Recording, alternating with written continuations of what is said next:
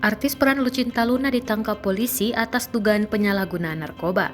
Informasi tersebut dibenarkan Kepala Bidang Humas Polda Metro Jaya Kombes Yusri Yunus. Kendati demikian, Yusri tak menjelaskan lebih lanjut terkait penangkapan tersebut. Pasalnya, Lucinta Luna masih diperiksa polisi hingga saat ini. Selain Lucinta Luna, polisi juga mengamankan 3 orang lainnya atas dugaan kasus serupa, masing-masing berinisial H, D, dan N. Saat diamankan, polisi menemukan 3 butir narkoba jenis ekstasi di keranjang sampah. Yusri mengungkapkan, sampai saat ini, Lucinta Luna masih diperiksa di Polres Jakarta Barat guna mengetahui siapa pemilik ekstasi tersebut.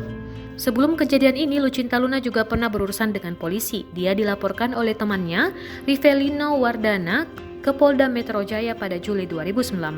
Lucinta diduga melakukan penghinaan dan pencemaran nama baik karena menginjak-injak foto Rivelino. Penghinaan yang dilakukan oleh Lucinta terjadi saat Lucinta menjadi bintang tamu program Bisik-Bisik Tetangga di kanal YouTube MOP Channel pada 10 Juli 2019. Dalam laporannya, Kosinudin membawa beberapa barang bukti untuk diserahkan. Barang bukti tersebut berupa video tayangan utuh MOP Channel, kemudian resume transkrip perbincangan like dan dislike beserta komentar.